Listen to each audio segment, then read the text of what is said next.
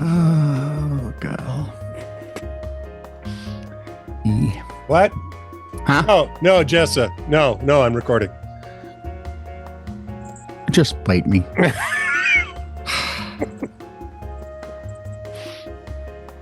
Well,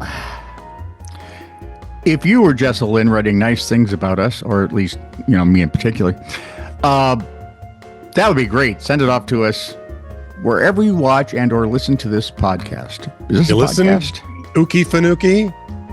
Is this a podcast? Yes, it's a podcast. It's a podcast. So you can send us your note, your question, comment, conundrum, or snark. If it's longer, or say you have a story you'd like to send us, thou mayest doest thatest as wellest.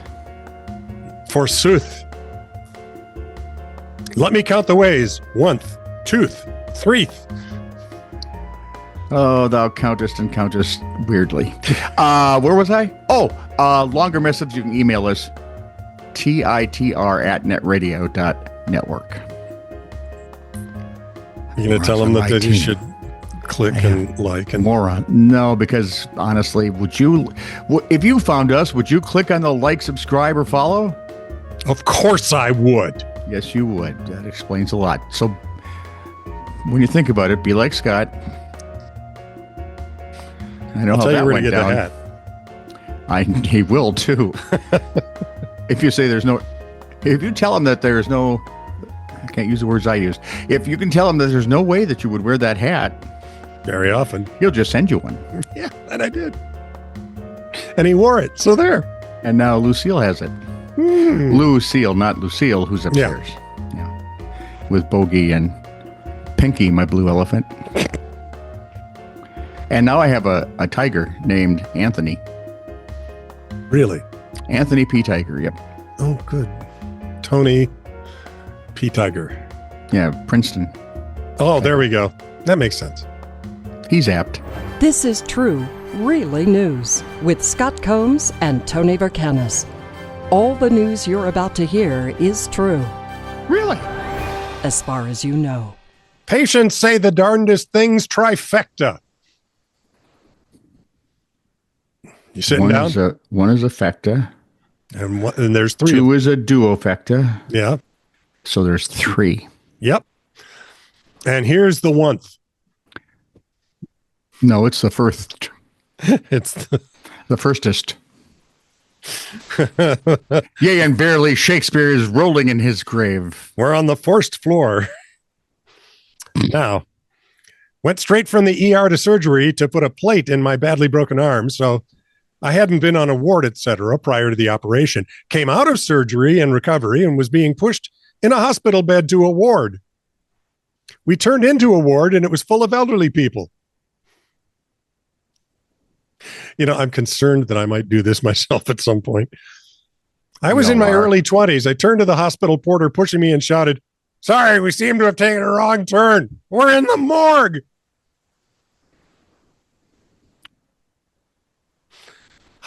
I'm capable of that. I would just stay there. Figure, I'm going to leave you to them.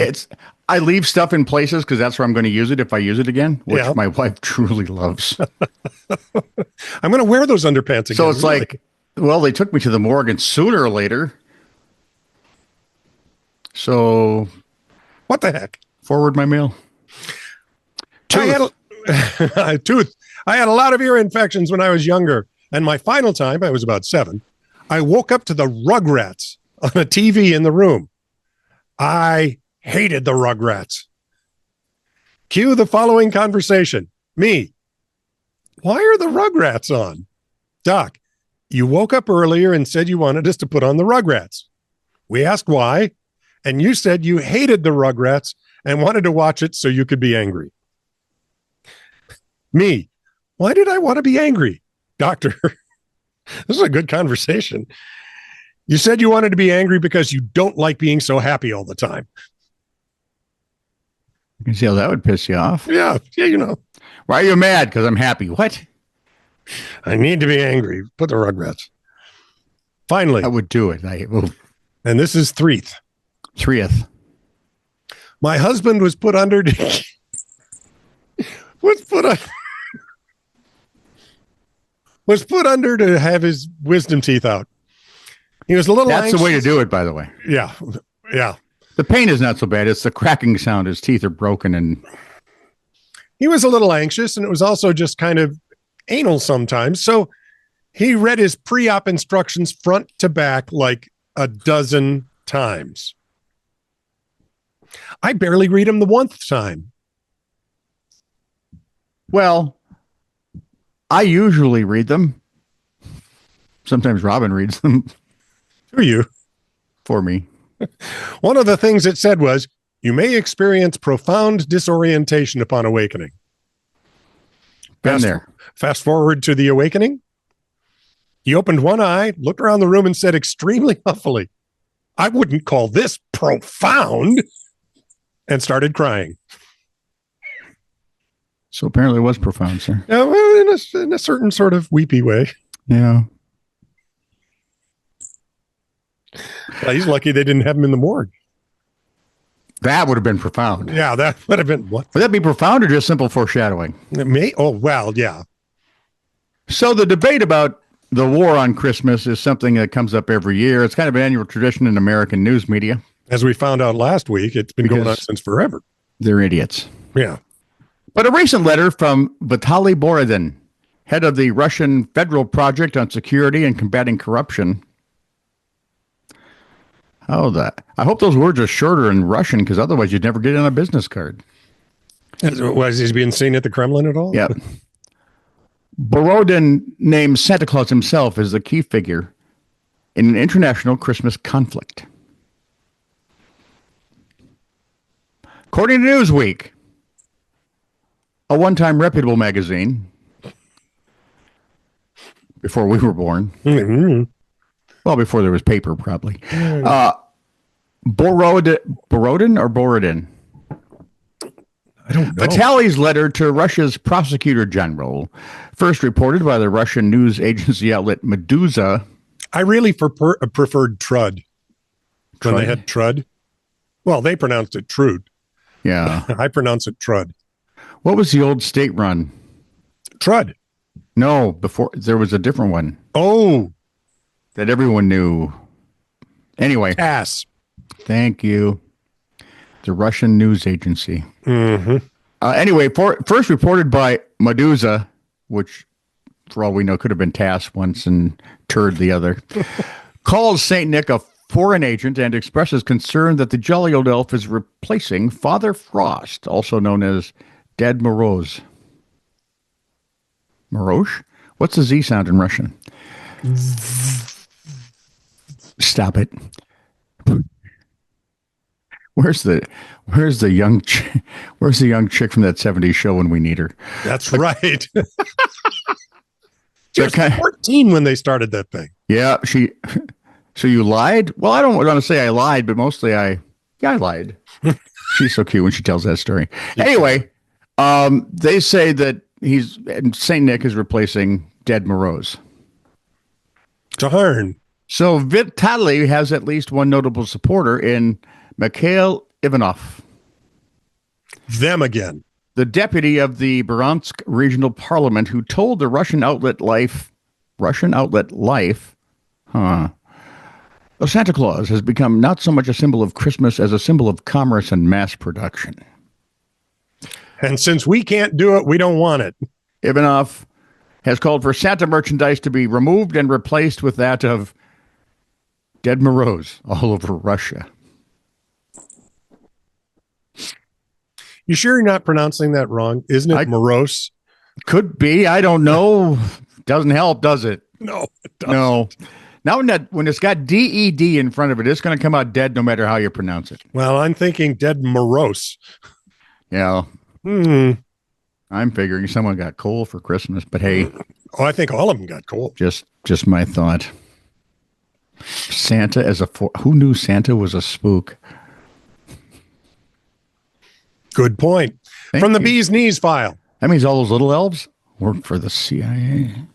This from Patrick Lee. I'm sorry, it's not the CIA, by the way.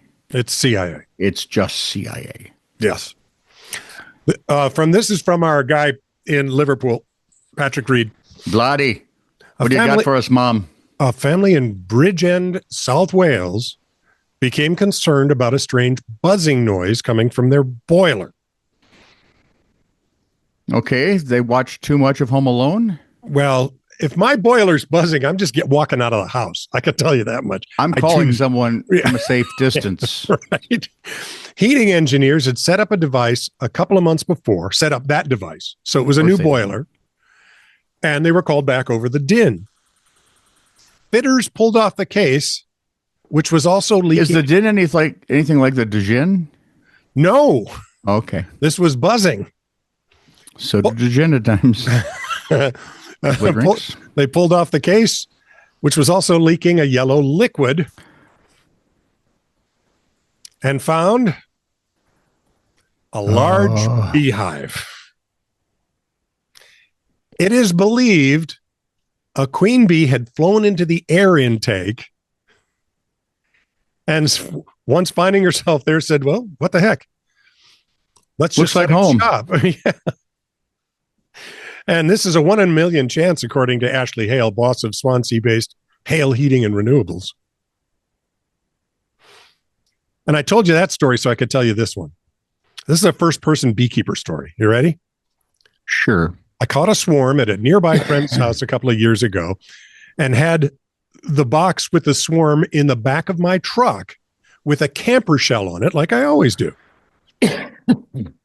However, after having to slam on the brakes due to an accident in front of me, the box tipped over, broke open slightly, and the bees decided it wasn't home anymore. Well, so you did, you did what you could. Yeah. They made a new home on the tailgate window. Huh? Yep. Tailgate window of the truck. I had plans that I had to rush to after. So what I planned to do was get them into a new box the following morning and allow them time to, completely clump back together. By coincidence that night, someone decided to break into my truck. Of course they did. Luckily, he decided to open the tailgate first. Didn't see the swarm of bees and climbed directly over him. I heard screaming. Why does this sound like the backstory to a Bones episode? Right? I heard screaming and yelling shortly after. And the gnashing of teeth, because you'd have heard that too. The sound of him getting fainter and fainter as he was running away. Early the next morning, I recollected the swarm, fed them some sugar syrup and Hive Alive. And the Hive Alive, that's just food you give the bees when you're moving them. And the genetics from that swarm now make up most of my hives. So they're protector bees. Special. I think so. Huh. Yeah, nice, huh? Switching gears as while we're recording this, it's Boxing Day. Nope. Not that. Where's the pity? Did you watch? They actually mentioned Boxing Day in Red One. Oh, I didn't watch Red One. Was it as much fun as it looked? Yeah. I found it very enjoyable. Okay, good. But I mean, you've got The Rock. Yeah. What's Johnson? Dwayne Johnson.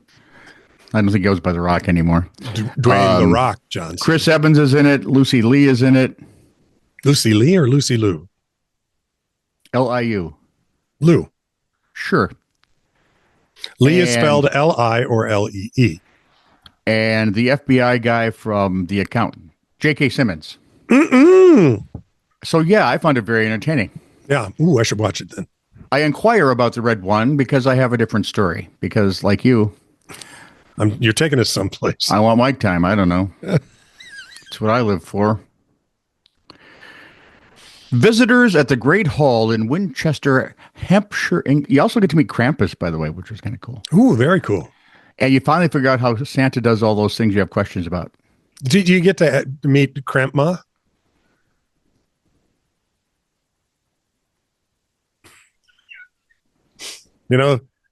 We could do something about that Twitch.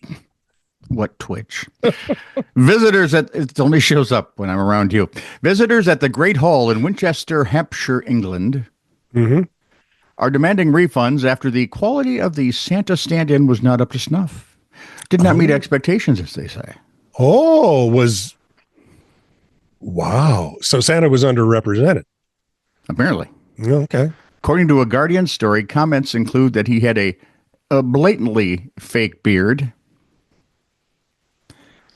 cheap red suit, and many called the whole experience a, quoting now, shambles, which, no, that is not some sort of compliment in Britain. It ruined the experience, said Dad Matthew Fernandez. The 38-year-old had brought his 3 children there. He said his kids were in tears regarding the situation and said they knew he was a fake. Well, everyone knows that the Santas you meet out there during December and late November are fake. Well, They're not really elves. fake. They're working for Santa. Yes, they're elves that bump up for the holidays. So anyway, of course, government got involved because it's England. The Hampshire Cultural Trust said this year's experience is different from last year's, and they would gladly offer refunds to customers who had not visited yet. So the folks who already had to suffer through it. So You're now, freaking kidding me. I know. When was the last time you heard of a socialist government and giving money back? Yeah, let's apply for some of it. We should get it because we didn't go. I did. We wanted to. Yes. So much. Ever so much. So now we got, I'm guessing, a few other folks who are I wanted to get there and getting try some coal for of that Christmas. Turkish delight that I've always heard about. Really? Yeah. I always worry about stuff everybody, especially in Britain, when they, you've got to try this, and then you do, and It's British cuisine. You're going to you're love wondering it. what the hell you've done and Scotch why in eggs. the world you would ever not what you think. No, but I'd really like to try a Scotch egg. I honestly would.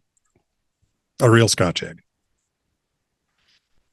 Got a bottle of Scotch for Christmas. I suppose I could stick the 2 of them together. You wouldn't. Actually, it wasn't Scotch. It's rye whiskey. That's like Scotch, only completely freaking different. Except that it's also barrel strength, so you can only sip it because if you do much more, your head explodes. It's 188 Really? proof. Show me. No, I got another show to do. Yeah, but that means it's only got 94% alcohol. So. Damn. This is true, really news. Send email to TITR@netradio.network.